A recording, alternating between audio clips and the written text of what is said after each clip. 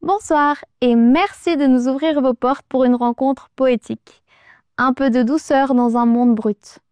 Installez-vous confortablement. Bon sabbat chez vous, saison 8 commence maintenant.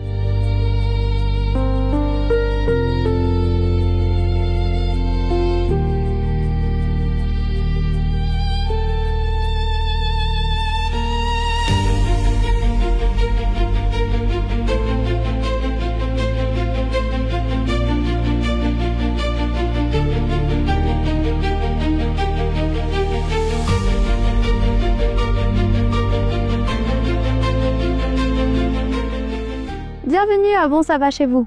Non, vous ne vous êtes pas trompé d'émission. C'est bien votre rendez-vous hebdomadaire pour commencer le sabbat avec Espoir Média. Je suis Noélia, votre nouvelle hôte. Je suis ravie de vous accompagner pour cette 8e saison consacrée à l'étude des psaumes. Vous avez donc une nouvelle présentatrice, un nouveau thème, mais pour le reste, rien n'a changé. On commence par louer Dieu et on se retrouve juste après pour l'étude de la Bible.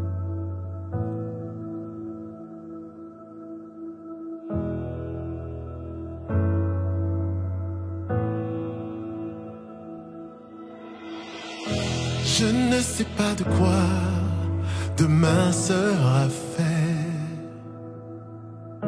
mais je suis certain que tu m'y attends déjà. Je ne connais pas toutes les lignes de ton projet, mais je sais qu'il s'accomplira.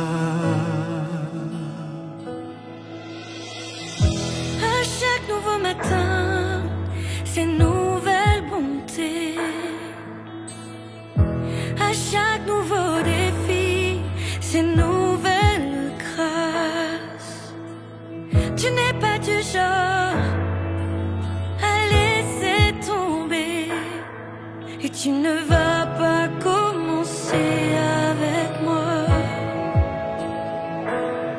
Non, tu ne vas pas commencer.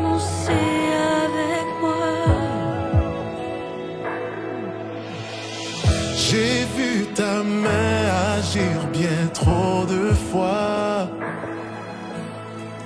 pour oublier si facilement. Tu m'as conduit de victoire en victoire. Je n'oublierai pas facilement ta fidélité.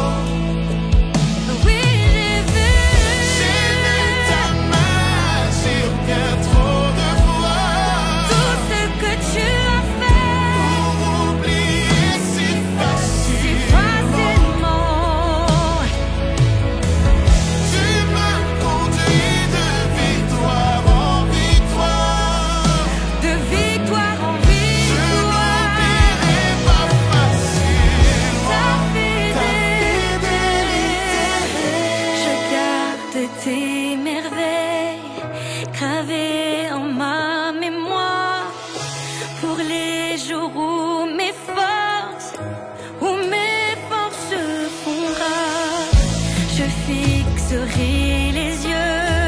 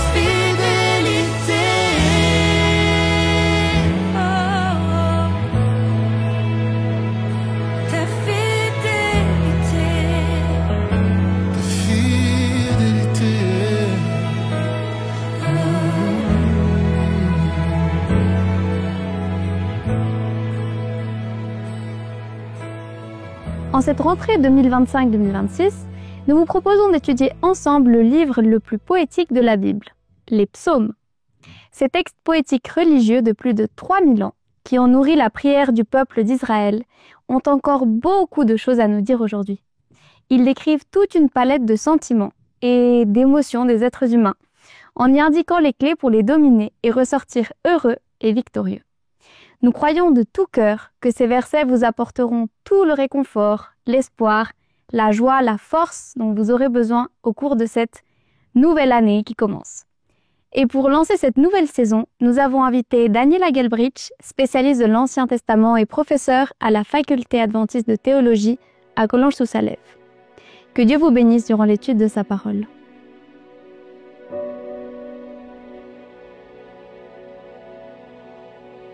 Heureux l'homme qui ne marche pas dans le conseil des méchants. C'est ainsi que les 5 livres des psaumes commencent. Dans la Bible hébraïque, les psaumes font partie des écrits ou, dit autrement, de la littérature de sagesse. Les psaumes ont accompagné l'humanité tout au long des siècles. Qui n'a pas déjà lu un psaume dans ce moment difficile pour en sortir encouragé?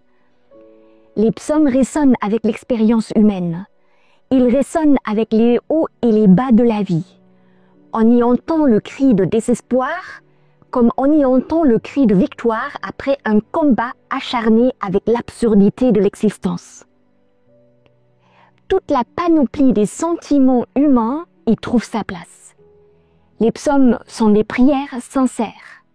Les psaumes sont des paroles de cœur à cœur. L'existence humaine est parsemée d'injustice, d'irrationalité, d'absurdité, comme elle est marquée par des moments magiques, magnifiques, pleins de sens. Personne n'est à l'abri des moments difficiles, incompréhensibles, obscurs. Les psalmistes en sont conscients, tous. Ils capturent la beauté de la vie comme ils parlent de l'absurdité de la vie. La vie est complexe et un psaume, une prière, une louange, une poésie existent pour exprimer l'inexprimable. On pourrait dire, la poésie des psaumes exprime l'inexprimable. Elle exprime ce qu'aucun discours philosophique pourrait exprimer. Les psaumes sont les chefs-d'œuvre de la littérature. Ils ont résisté au temps. Ils ont résisté à toutes les époques philosophiques. Ils ont accompagné l'humanité. Dans le canon de la Bible hébraïque, les psaumes commencent le 3e bloc littéraire de la Bible hébraïque. Le premier bloc littéraire est la Torah, ou dans notre langage le Pentateuque, les 5 premiers livres de la Bible. Le 2e bloc littéraire s'appelle Prophètes.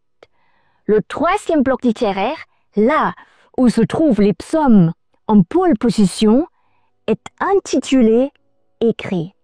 Le premier livre des prophètes, c'est-à-dire du 2e bloc littéraire, fait allusion à la Torah. Le premier chapitre du livre de Josué dit que Josué est invité à faire selon toute la loi, c'est-à-dire toute la Torah que Moïse, le serviteur de Dieu, lui avait commandée. Par la suite du texte, Josué est encore une fois invité à chérir le livre de la loi, le livre de la Torah. En fait, il est invité à le méditer jour et nuit. Ainsi, il fera réussir ses voies. Ainsi, il prospérera. Le premier livre des écrits, c'est-à-dire du 3e bloc littéraire, c'est également allusion à la Torah. Faites attention à la formulation du premier psaume en gardant à l'esprit l'invitation faite à Josué à méditer la Torah jour et nuit. Je cite donc le premier psaume, versets 1 et 2, pour donner le contexte. Heureux l'homme qui ne marche pas dans le conseil des méchants, et ne se tient pas dans le chemin des pécheurs, et ne s'assied pas au siège des moqueurs, mais qui a son plaisir en la loi de l'Éternel, en la Torah de l'Éternel, et médite dans sa loi, dans sa Torah, jour et nuit. Voyez-vous le parallèle? Josué est invité à méditer le livre de la Torah jour et nuit. Le psalmiste déclare « Heureux celui et celle qui a son plaisir en la Torah de l'Éternel et la médite jour et nuit. » Nos traductions modernes rendent le mot Torah par loi. Nous avons lu tout à l'heure « Heureux l'homme et la femme qui ont leur plaisir en la loi de l'Éternel et la méditent jour et nuit. » Le mot Torah vient de la racine hébraïque yara. Yara veut dire lancer, jeter, enseigner. Quand on lance une pierre, par exemple, elle vole dans une seule direction. Elle donne une direction. C'est lui ou celle qui enseigne donne une direction à suivre à l'enfant enseigné. Torah veut dire enseignement, direction à suivre, voie à suivre. En d'autres termes, l'homme et la femme sont invités à méditer jour et nuit la voie à suivre pour être heureux, pour vivre dignement en tant qu'homme et femme, et ceci dans ce monde troublé et ambivalent. Linguistiquement parlant, le mot « heureux » en hébreu peut être rattaché au fait de marcher, au fait d'être en mouvement. Heureux, c'est lui ou celle qui marche dans la voie à suivre, c'est-à-dire dans la voie que Dieu propose à l'humanité pour que celle-ci puisse se retrouver, pour que celle-ci puisse retrouver sa dignité humaine et préserver la liberté pour laquelle Dieu l'a créée et libérée. Faites attention au verbe utilisé au premier verset du premier psaume. Je cite encore une fois les 2 premiers versets du psaume 1. Heureux l'homme qui ne marche pas dans le conseil des méchants et ne se tient pas dans le chemin des pécheurs et ne s'assied pas au siège des moqueurs, mais qui a son plaisir en la loi de l'Éternel, en la Torah de l'Éternel, et médite dans sa loi, dans sa Torah, jour et nuit. Je relève les verbes. Ne pas marcher dans le conseil des méchants. Ne pas se tenir dans le chemin des pécheurs. Ne pas s'asseoir au siège des moqueurs. Marcher, se tenir, s'asseoir. J'y reviendrai.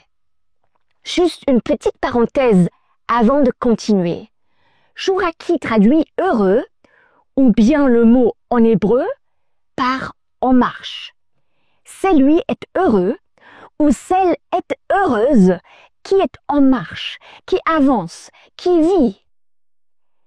Mais qui ne marche pas dans le conseil des méchants, mais dans la voie à suivre proposée par Dieu. Marcher, se tenir, s'asseoir. En fait, tout être humain marche quelque part. Je vais comparer la vie à une marche qui implique des chemins divers. On marche, on se tient debout et on s'assoit quelque part dans la vie. À notre époque, il y a une grande diversité relative à des voies à suivre. Autrement dit, l'offre des voies à suivre est énorme.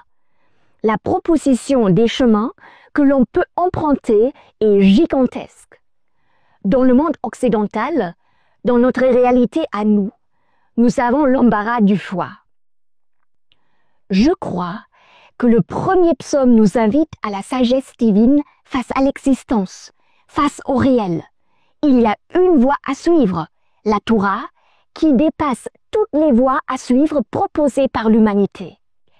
Cette voie à suivre a la priorité absolue dans la vie de ceux et celles qui voient la beauté de la loi, de la Torah, de l'Éternel.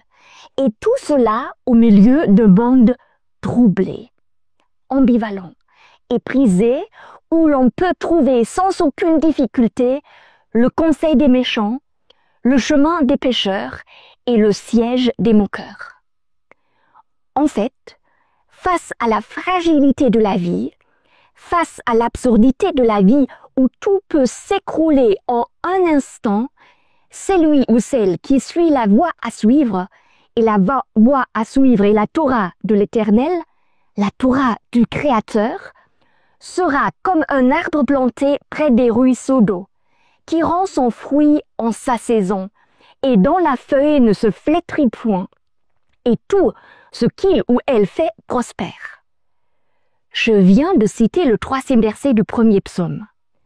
Savourez la métaphore ou l'image de l'arbre. Il ou elle sera comme un arbre planté près des ruisseaux d'eau, qui rend son fruit en sa saison, et dont la feuille ne se flétrit point, et tout ce qu'il ou elle fait prospère. Vous vous rappelez Josué? Pourquoi Josué est invité à méditer le livre de la loi, le livre de la Torah, jour et nuit? Pourquoi ce livre de la loi, ce livre de la Torah, n'est pas censé s'éloigner de sa bouche? Car ainsi il fera réussir ses voies, car ainsi il prospérera. Il ou elle qui médite la Torah de l'Éternel jour et nuit est comme un arbre inébranlable qui rend son fruit en sa saison et tout ce qu'il ou elle fait prospère. J'aimerais m'attarder sur l'expression « rendre son fruit en sa saison » et sur le verbe « prospérer ». Le texte dit que tout ce qu'il ou elle fait prospère. Cette déclaration est très forte. Celui ou celle qui suit la voie à suivre, la Torah, est comparé à un arbre inébranlable qui rend son fruit en sa saison. Lorsque Dieu crée l'humanité et la bénit, il dit à l'homme et la femme « fructifiez et multipliez et remplissez la terre ». Fructifier, on pourrait également traduire par « porter des fruits ». La bénédiction est donc étroitement liée au fait de porter des fruits. Heureux l'homme et la femme qui portent des fruits. Le jardin d'Éden, la réalité pour laquelle Dieu crée l'humanité, est rempli d'arbres fruitiers. Il y a une qualité incroyable, une quantité illimitée d'arbres qui portent de bons fruits. L'humanité a le privilège d'en manger autant qu'elle le souhaite. Je reviens à l'image du fruit. Cette image sera reprise par les auteurs du Nouveau Testament. Les auteurs du Nouveau Testament, notamment Paul, parlent du fruit de l'esprit. Je cite Galates 5, verset 22. Le fruit de l'esprit, et c'est un singulier dans le texte, le fruit de l'esprit est l'amour, la joie, la paix, la longanimité, la bienveillance, la bonté, la fidélité, la douceur, la tempérance. Et Paul ajoute, contre de telles choses, il n'y a pas de loi. La loi, la voie à suivre, la Torah s'inscrit dans cette perspective. Marcher sur la voie à suivre, vivre la Torah, c'est porter le fruit de l'esprit, c'est fructifier, c'est porter des fruits, c'est porter de bons fruits. En fait, heureux l'homme et heureuse la femme qui marche dans la voie à suivre, qui porte le fruit de l'esprit, l'amour, la joie, la paix, la longanimité, la bienveillance, la bonté, la fidélité, la douceur, la tempérance. Heureux l'homme et la femme qui ne se rendent pas complices de l'injustice. Le méchant, le pécheur et les moqueurs, mentionnés au verset 1 du psaume 1, bâtissent le royaume de l'injustice. Toutes sortes d'injustices détruisent la vraie vie, la liberté et la dignité humaine. Bâtir un monde d'injustice signifie trahir son humanité. Heureux l'homme et la femme qui ne marchent pas dans le conseil de ceux que l'orgueil rend aveugles et qui bâtissent un monde d'injustice où ceux et celles déclassés sont exploités. En fait, le psaume précise que les méchants et les pécheurs ne subsisteront point dans le jugement et dans l'assemblée des justes. Ils n'ont pas d'horizon nouveau. Ils sont prisonniers de leurs actes injustes. Leur voie ou la voie qu'ils poursuivent périra. Ce sont des chemins qui mènent à la mort, des chemins mortifères, loin de la vie véritable. En fait, ceux qui bâtissent un royaume de toutes les injustices sont comme la balle que le vent chasse. Quelle comparaison éloquente! Une balle chassée par le vent. Le psaume conclut sur l'idée que l'Éternel connaît la voie des justes. Il y marche avec eux. Il y est présent. Il représente la justice où la vie véritable est possible. Il rouvre des possibles de nouveaux horizons. En lisant ce premier psaume, magnifique, avez-vous repéré les contrastes que l'auteur propose aux lecteurs et aux lectrices?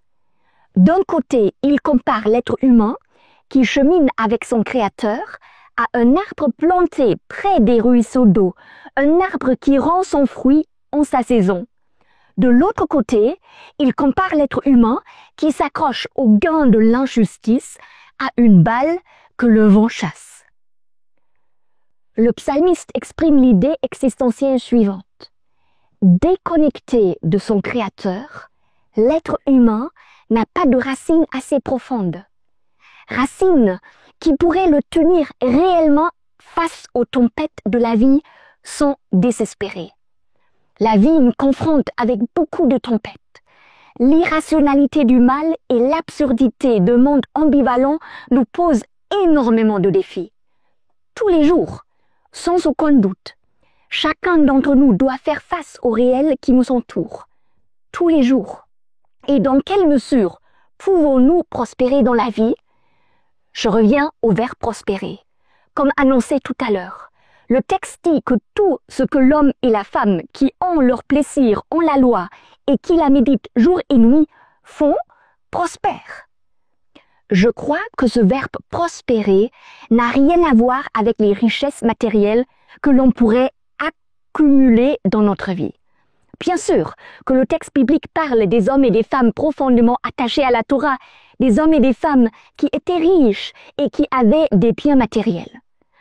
Le texte biblique parle également des hommes et des femmes profondément attachés à la Torah, des hommes et des femmes qui étaient pauvres, qui n'avaient rien. Et je crois que le texte biblique implique toutes les nuances entre prospérité matérielle et pauvreté matérielle. Nous ne pouvons pas expliquer ou percer le mystère de l'irrationalité et l'injustice que le mal provoque. Mais je crois, et c'est ma lecture personnelle, que tout être humain, riche ou pauvre, peut prospérer ou faire prospérer sa vie personnelle en marchant et en grandissant sur la voie à suivre, sur la voie que le Créateur a frayée pour l'humanité. Sur cette voie, sur la voie de la Torah, le fruit de l'esprit pousse. L'être humain y prospère, et ceci malgré les circonstances de la vie. L'être humain prospère parce qu'il retrouve sa dignité humaine auprès de Dieu. Être béni en tant qu'être humain, être heureux et en marche, signifie que l'être humain porte ce fruit de l'esprit. En portant ce fruit, il prospère, il vit réellement. Tout complexe de supériorité et tout complexe d'infériorité à l'égard du prochain doit s'estomper. C'est le Créateur qui fait pousser ce fruit précieux, qui nous rend humains, qui nous reconnecte avec notre essence en tant qu'être humain. C'est un mystère que personne ne peut maîtriser. Tout est grâce, tout est cadeau, tout vient du Créateur, tout vient du Dieu de la justice. L'Éternel connaît la voie des justes, déclarera le dernier verset du psaume. C'est la justice qui bâtit un monde où la vie véritable est possible. Sans justice, il n'y aura pas de paix. Les justes sont les représentants de ce monde de justice. Ils deviennent les porteurs d'espérance. Ils promeuvent la vie. Ils vivent eux-mêmes. Certes, ils posent des questions face au réel, face à un monde où l'injustice est une réalité destructrice. Ils ont des questions, mais ils n'ont pas toutes les réponses. Mais ils peuvent tenir debout car ils sont enracinés en Dieu. Ils peuvent apporter leur petite pierre au monde en appuyant et en vivant dignement le règne de Dieu, le règne de justice où la vie véritable les rafraîchit au milieu du désert de monde désespéré. Les psalmistes ouvrent leur cœur à nous, les lecteurs et les lectrices du XXIe siècle. Nous aurons le privilège de les accompagner durant toute une année. Dieu est notre secours chaque jour. Il opère le miracle de la justice tous les jours. Le Créateur est présent dès ce premier psaume. Il est là en début de cette année. Il nous relève, nous garde et marche avec nous dans la voie à suivre. Dans cette voie à suivre, nous pouvons porter de bons fruits et prospérer en tant qu'hommes et femmes. Nous pouvons devenir ainsi des porteurs d'espérance pour ceux et celles qui nous entourent, là où nous sommes. Bon sabbat chez vous.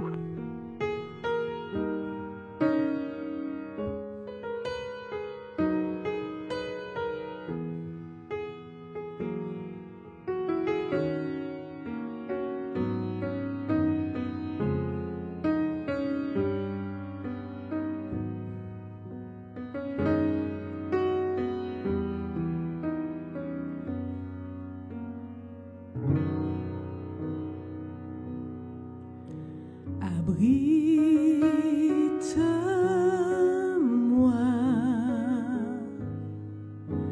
sous tes ailes,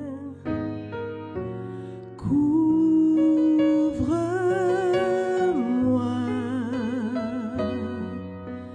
par ta main puissante, même si les océans se déchaînent, je les traverserai avec toi. Père, tu domines les tempêtes. Je suis tranquille car tu es là. Je suis tranquille car tu es là. En Jésus seul, je me confie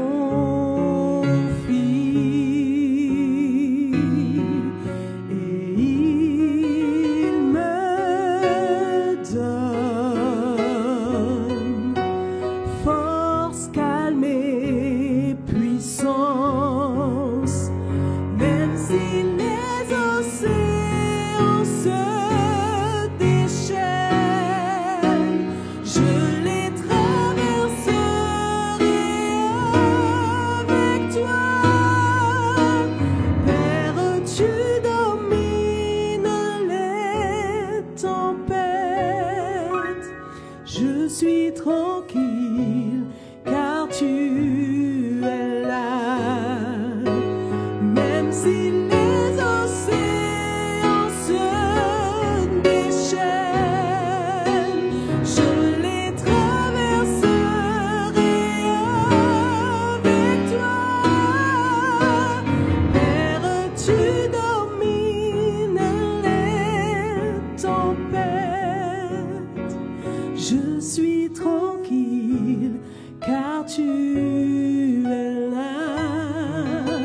Je suis tranquille car tu es là.